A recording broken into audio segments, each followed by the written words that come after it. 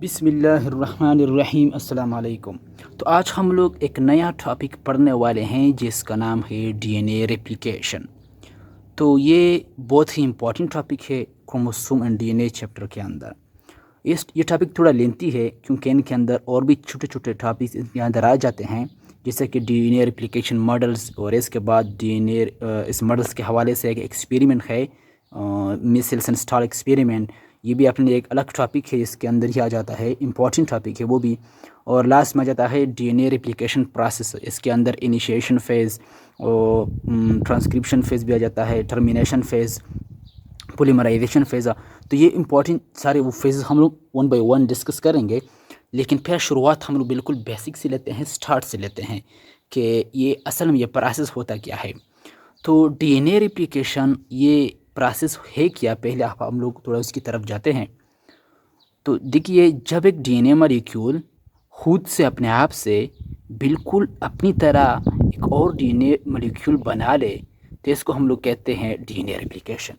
यानी जब क्या कर डीएनए अपने आप को कॉपी करे, रेप्लिकेट कर ले और एक दूसरे डीएनए बनाए बिल्कुल अपने जैसे, खुद से ही वो बना ले, तो हम इसको कहते हैं सिंपली डीएनए रेप्लिकेशन।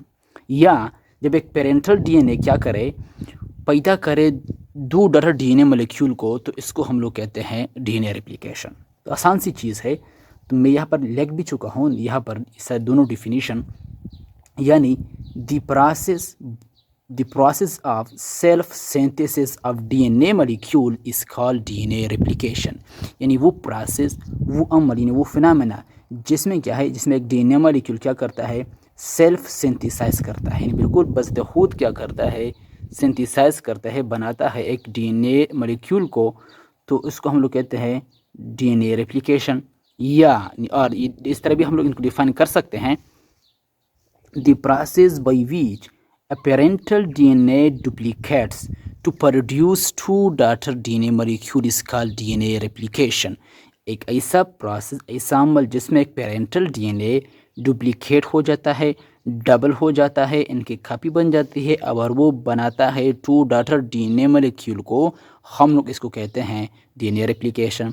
देखो, जिस डीएनए ने आगे जाके रेप्लिकेट होना है उसको हम लोग कहते हैं पेरेंटल डीएनए, और इसके नतीजे में जो दो डीएनए बन जाते हैं न्यू डीएनए, इसको हम लोग कहते हैं डॉटर डीएनए। तो बिल्कुल पेरेंट डॉटर की तरह इनका रिलेशन है समझने के लिए। जैसा कि फॉर एग्जांपल ये क्या है, डीएनए है, तो ये पेरेंटल डीएनए है। ये क्या करता है, ये जब दो डीएनए को बनाता है इसको हम कहते हैं डॉटर डीएनए। तो ये डीएनए जो बन गए ये भी डीएनए ही है, और ये क्या है, पेरेंटल डीएनए, ये क्या है, डॉटर डीएनए। तो इस प्रोसेस को हम लोग कहते हैं डीएनए रेप्लिकेशन।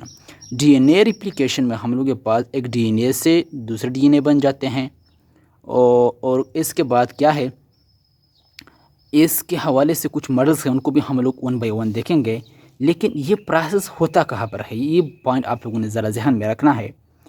तो आप लोगों ने पॉइंट जहन में रखना है कि this process occurs only once in S phase during the life cycle of a cell.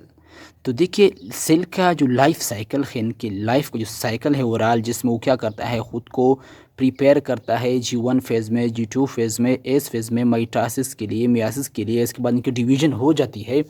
तो उनका मुकम्मल जो डिवीज़न जो है, इनका मुकम्मल जो लाइफ साइकिल है, उनके अंदर कुछ फेजेस है। इनमें से एक फ़ेज़ है एस फेज़। तो एस फेज़ के दौरान सिर्फ एक ही दफ़ा डीएनए रेप्लिकेशन हो जाता है। इस फेज़ को हम लोग कहते हैं सिंथेसिस फेज़। इसमें डीएनए की रेप्लिकेशन हो जाती है, क्योंकि जब सेल्स डिवीज़न करता है तो ज़रूरी है इसके लिए कि इनके अंदर जो डीएनए है वो डुप्लीकेट हो जाए, ताकि दूसरे सेल के अंदर भी उनका डीएनए बराबर चला जाए। तो इसलिए डीएनए रेप्लिकेशन ज़रूरी होता है सेल डिवीज़न के दौरान। अब ये तो हमें मालूम हुआ कि डीएनए इससे कहाँ पर होता है, एस फेज़ में होता है लाइफ साइकिल ऑफ इस सेल के। अब कुछ इनको एक्सप्लेन करने के लिए, इन कंप्लीट फिनोमेना को एक्सप्लेन करने के लिए कुछ मॉडल्स पेश किए गए कि डीएनए इस मॉडल्स के थ्रू रेप्लिकेशन करता है और इस अंदाज से करता है। तो इसलिए ये इम्पॉर्टेंट टॉपिक है अपने लिए, डीएनए रेप्लिकेशन मॉडल्स। तो आप लोगों ने ये बात जहन में याद रखनी है कि डीएनए रेप्लिकेशन के 3 मॉडल्स है, 3। एक को हम लोग कहते हैं सेमी कंजर्वेटिव मॉडल, दूसरे को हम लोग कहते हैं कंजर्वेटिव मॉडल, और तीसरे को हम लोग कहते हैं डिस्पर्सिव मॉडल। अब इसको वन बाय वन हम लोग देखेंगे कि ये कहते क्या है।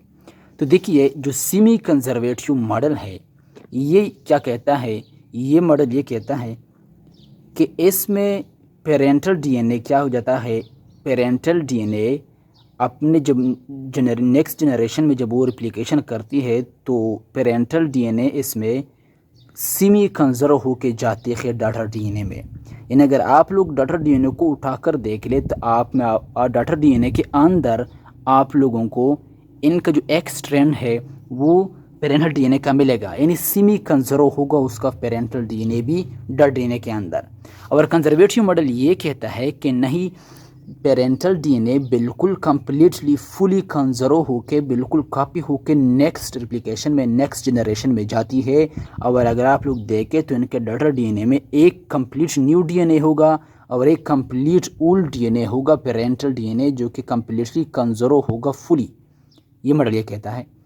तीसरा मॉडल ये कहता है डिस्पर्सिव मॉडल कि नहीं, इनका पेरेंटल डीएनए डिस्पर्स हो जाता है छोटे छोटे फ्रेगमेंट में, टुकड़ों में, और वो फ्रेगमेंट उनके न्यू न्यूक्लियोटाइड्स के फ्रेगमेंट में मिक्स होके जाती है और इस मिक्सचर से बन जाता है daughter DNA.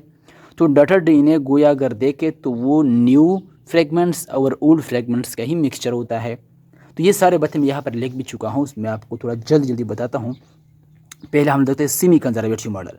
Semi conservative model में क्या है, सॉरी यहाँ पर क्या हमसे एल रह चुका है। Semi conservative model, this model was given by Watson and Crick. ये दो क्या थी, ये दो साइंसदान वेटसन एंड क्रिक, ये इन्होंने बहुत ज़्यादा काम किया डीएनए के स्ट्रक्चर के ऊपर पर भी और इनके मॉडल के ऊपर पर भी।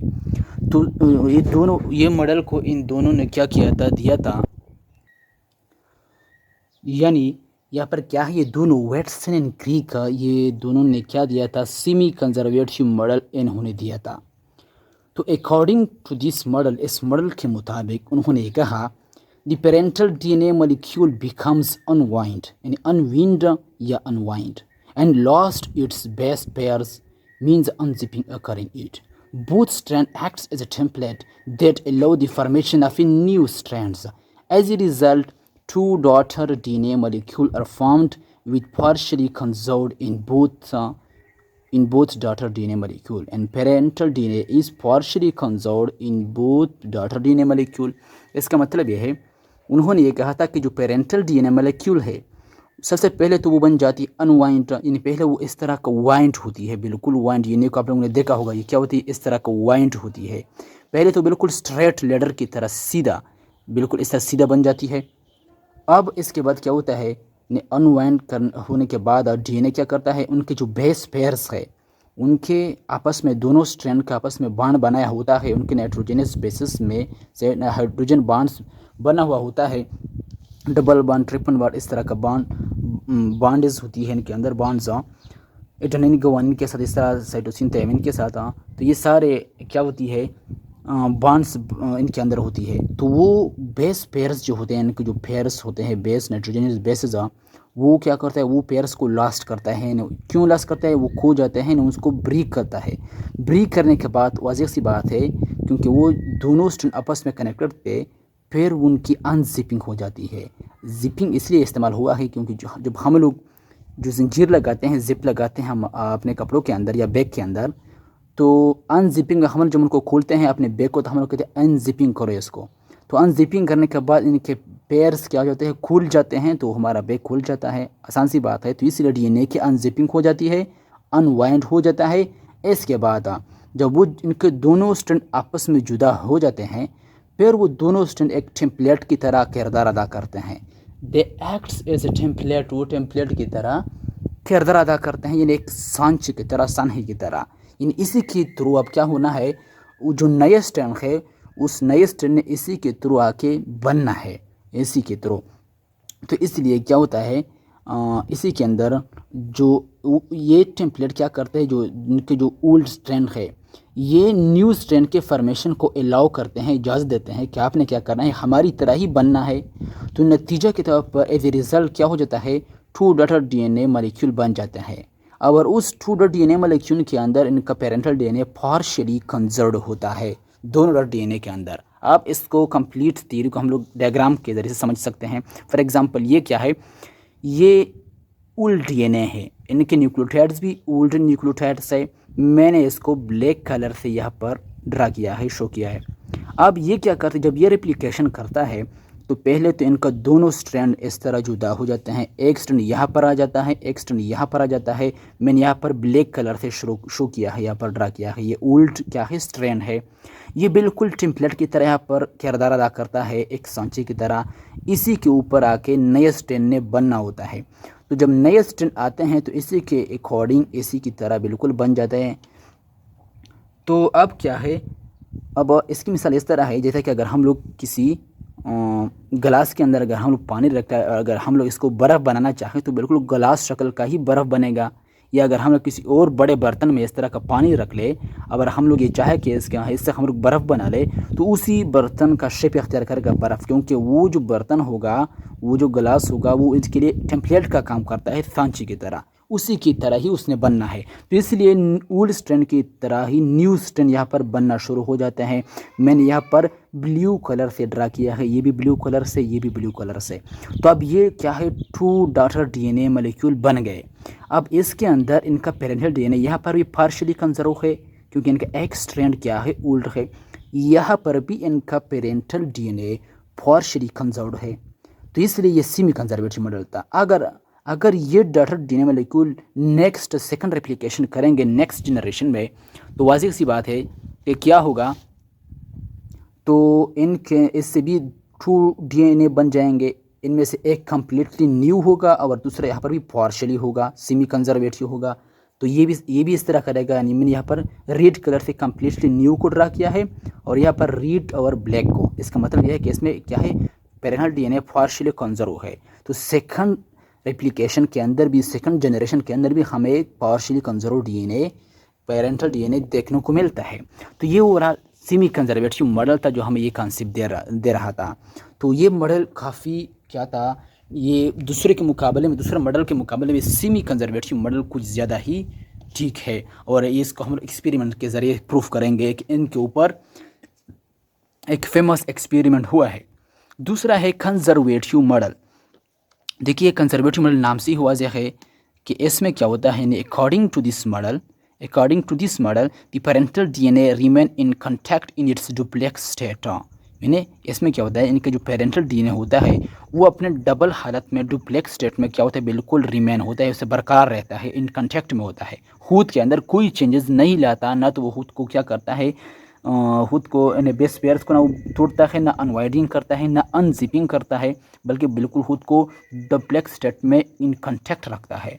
जबकि while daughter DNA molecule with both new strand is established, जब ऐसा हो जाता है कि डॉटर डीएनए के दोनों मॉलिक्यूल दोनों नए स्ट्रैंड के साथ ही एस्टेब्लिश हो जाती है, बन जाती है। In this way the parental DNA is fully conserved in the next generation. अब ये इस मॉडल में ये हुआ कि पेरेंटल डीएनए क्या हो जाती है, आगे नेक्स्ट जनरेशन फुली कंजर्व्ड होके जाती है, कोई किस्म की चेंजेस अपने अंदर नहीं लाती, बिल्कुल अपने आप को कॉपी करके अंदर नेक्स्ट जनरेशन में जाती है। तो इसको हम लोग डायग्राम से ही समझ सकते हैं अच्छी तरह। ये ओल्ड डीएनए है, पेरेंटल डीएनए है। जब ये रेप्लिकेशन करेगा तो कंजर्वेटिव मॉडल ये कहता है कि ये अपने आप को फुली कंजर्व होकर नेक्स्ट ले जाएगा, किसी किस्म की चेंजेस करने के बगैर। और इसके साथ 2 नए स्ट्रैंड के साथ एक नया डीएनए मॉलिक्यूल बन जाएगा, डॉटर डीएनए मॉलिक्यूल। वो न्यू न्यूक्लियोटाइड्स होंगे इनके अंदर। ये ब्लैक कलर से मैंने शो किया है, इसको मैंने रेड कलर से शो किया है। तो इसलिए ये मतलब ये हुआ कि ये बिल्कुल कंजर्व हुआ डॉटर डीएनए के अंदर। यहाँ पर पार्शियली कंजर्व हुआ था, एक स्ट्रैंड। यहाँ पर कम्प्लीटली डबल स्ट्रैंड इनके क्या हुए, डुप्लेक्स स्टेट के साथ ही ये कॉन्टैक्ट में आगे जाके कंजर्व हुआ। अब अगर ये नेक्स्ट सेकंड रेप्लिकेशन कर ले तो वाज़ेह सी बात है, ये क्या करेगा, एक बिल्कुल अपने आप को कंजर्व होके बनाएगा एक डीएनए मॉलिक्यूल, दूसरा बिल्कुल न्यू डीएनए मॉलिक्यूल। और चूँकि ये दोनों स्ट्रैंड न्यू न्यूक्लियोटाइड से बने थे, तो ये दोनों न्यू डीएनए मॉलिक्यूल ही बनाएंगे विद 2 न्यू स्ट्रैंड्स। तो ये था कंजर्वेटिव मॉडल, जो कि ठीक नहीं था। अब क्या है, ये एक्सपेरिमेंट से बाद में पता चला कि दोनों ठीक नहीं है, सिर्फ कंजर्वेटिव मॉडल ठीक है। इस एक्सपेरिमेंट को हम लोग डिटेल में देखेंगे। नेक्स्ट क्या है, डिस्पर्सिव मॉडल। अब ये डिस्पर्सिव मॉडल जो है, ये भी नाम से ही वाज़ेह है कि ये मॉडल क्या है, दिस मॉडल, ये मतलब कि this model predicted that the parental DNA would become completely dispersed into fragments। ये मॉडल क्या कहता है, ये मॉडल ये दावा करता है, ये प्रिडिक्ट करता है कि जो पेरेंटल डीएनए है वो कम्प्लीटली डिस्पर्स हो जाता है। जिस तरह हम चीज़ों को तोड़ते हैं वो डिस्पर्स हो जाती है छोटे टुकड़े में। ये किसी शीशा को हम लोग तोड़ देते हैं किसी पत्थर चीज़ या किसी और चीज़ से, अगर उन डिस्पर्स होकर छोटे छोटे फ्रेगमेंट्स में कम्प्लीटली क्या हो जाती है, वो कन्वर्ट हो जाती है छोटे छोटे टुकड़ों में, फ्रेगमेंट्स में। अब क्या होता है, which will be mixed with the new nucleotides fragments. अब इनके जो पेरेंटल डीएनए के फ्रेगमेंट्स है वो क्या हो जाती है, न्यू न्यूक्लियोटाइड्स के फ्रेगमेंट्स में, टुकड़ों में मिक्स्ड हो जाती है इनके साथ। और in this way the daughter DNA molecule would be a mixture of old and new fragment. तो इस तरीके से जो डॉटर डीएनए का जो मॉलिक्यूल होगा वो मिक्सचर होगा, अमीज़ा होगा ओल्ड और न्यू फ्रेगमेंट्स का, नए और छोटे टुकड़ों का। ओल्ड जो फ्रेगमेंट्स होंगे वो पेरेंटल डीएनए के होंगे, न्यू डॉटर डीएनए के होंगे। फॉर एग्जांपल ये क्या है, ओल्ड ये डीएनए है, पेरेंटल डीएनए है। इसके अंदर वाज़िह सी बात है, इनके अंदर इस तरह बेस पेयर्स होते हैं, यहाँ पर आपस में उन्होंने बांड बनाया हुआ होता है, तो इनके अंदर क्या होती है, बेस पेयर्स। अब ये मॉडल ये कहता है कि ये छोटे छोटे फ्रेगमेंट्स में डिस्पर्स हो जाती है फ्रेगमेंट के अंदर। फॉर एग्जांपल यहाँ पर एक ब्लैक मैंने शो किया है, दरमियान में मैंने ब्लैक शो किया है, ये सारे इनके फ्रेगमेंट्स है। इसके साथ मैंने यहाँ पर जो रीड यहाँ पर ड्रा किए हैं, शो किए हैं, ये रीड न्यू न्यूक्लियोटाइड्स है।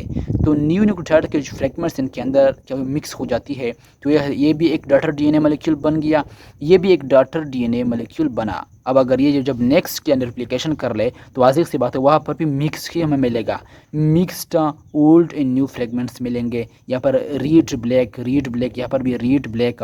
ब्लैक किसको शो करता है, पेरेंटल को, रीड न्यू न्यूक्लियोटाइड्स को, ये न्यू न्यूक्लियोटाइड्स के फ्रेगमेंट्स है। तो यहाँ पर जब ये क्या करेगा वो भी मिक्स होगा, यानी क्या होगा, डिस्पर्स जो होगा, डिस्पर्स मॉडल हमें शो करेगा, डिस्पर्स स्ट्रक्चर। तो यहाँ पर ब्लैक रीड में इसका मतलब यह है, मैंने इसलिए शो किया है समझाने के लिए कि जो ब्लैक क्या है इसके अंदर पेरेंटल डीएनए के फ्रेगमेंट्स मौजूद है।